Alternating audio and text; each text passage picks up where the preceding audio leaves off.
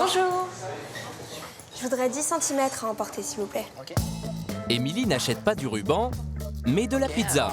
Aujourd'hui, on a truffe, on a pesto ricotta, bouffala, chèvre miel ou saucisse sicilienne piquante artichaut. Alors, je vais prendre 10 cm de tartuffe.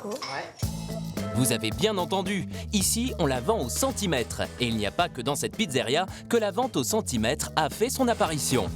Voilà. Merci. Merci beaucoup. Au revoir. Au revoir. Surfant sur la baisse du pouvoir d'achat, des magasins proposent désormais la possibilité d'acheter au centimètre. Fini le gaspillage et les excédents. Chacun peut désormais acheter juste ce dont il a besoin. Et si c'est au centimètre que l'on peut acheter de la pizza et même des meubles de cuisine, c'est au millimètre que l'on achète des bijoux. Ces offres taillées sur mesure paraissent alléchantes. Sont-elles vraiment avantageuses? C'est ce que nous avons voulu savoir. J'ai certaines contraintes dans ma cuisine. Un poteau, une fenêtre plus basse que la normale. Donc voilà ce que ça va donner en perspective. De toute façon, rassurez-vous, ça ne change absolument pas le prix. Tout reste chiffré au centimètre. Nathalie ne pouvait pas installer de meubles standards à cause de la disposition de sa cuisine. Mais grâce à la formule au centimètre, elle a pu s'offrir la cuisine sur mesure de ses rêves à un tarif plus que raisonnable. 2 € le centimètre linéaire pour les éléments haut et bas et 4 € pour une armoire. J'ai fait faire d'autres devis chez d'autres cuisinistes qui étaient prohibitifs. Et du coup, en trouvant la cuisine vendue au centimètre, je suis arrivée à un budget de 2 500 € qui est tout à fait dans mes prix. Un prix équivalent à celui d'une cuisine standard du géant suédois, mais 6 000 € moins cher qu'un cuisiniste fabricant sur mesure. C'est Thibaut qui a eu l'idée de ce concept révolutionnaire en 2001. Il attend aujourd'hui Magali et Noël qui inaugurent leur toute nouvelle cuisine au centimètre bien sûr. Donc la machine à laver a disparu comme prévu. Vos meubles en grande hauteur en 56 cm au lieu de 40. Et votre îlot, grande hauteur également, 110 cm. Une cuisine ingénieuse dont le couple rêvait depuis longtemps.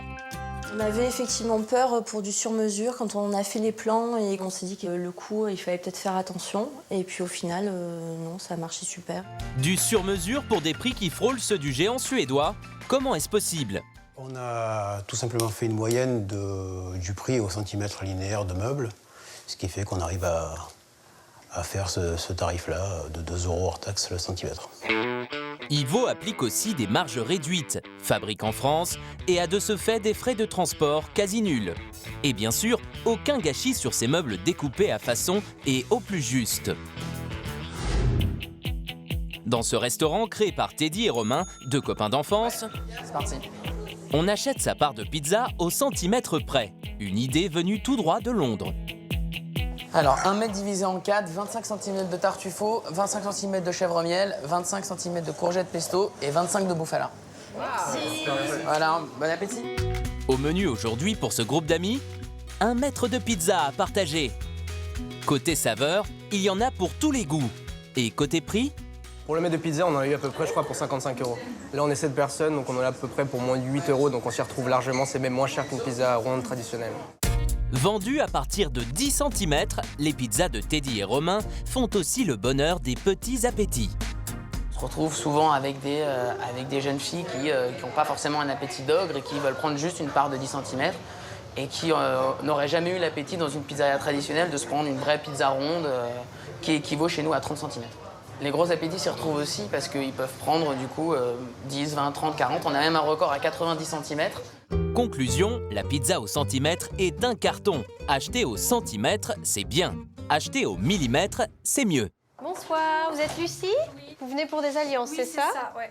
Alors, je vais mesurer votre tour de doigt. Ah oui, vous avez des tout petits doigts. 49, moi, ça me semble très bien. C'est un tout petit tour de doigt. Oui. C'est bien pour vous. En général, dans une bijouterie, on paye une alliance le même prix, quelle que soit sa taille. Mais chez Elisabeth, créatrice de bijoux, le prix est calculé au millimètre près. Et c'est plutôt une bonne nouvelle pour Lucie qui va se marier prochainement. J'ai essayé pas mal d'alliances dans d'autres enseignes où c'est un prix standard pour toutes les alliances. Et c'est vrai que c'est pas très juste quand on a des petits doigts parce que quelque part on paye le prix fort alors qu'on n'a pas la matière qui suit. La taille standard d'une bague en bijouterie, c'est la taille 54. Avec son petit 49, Lucie va économiser près de 100 €.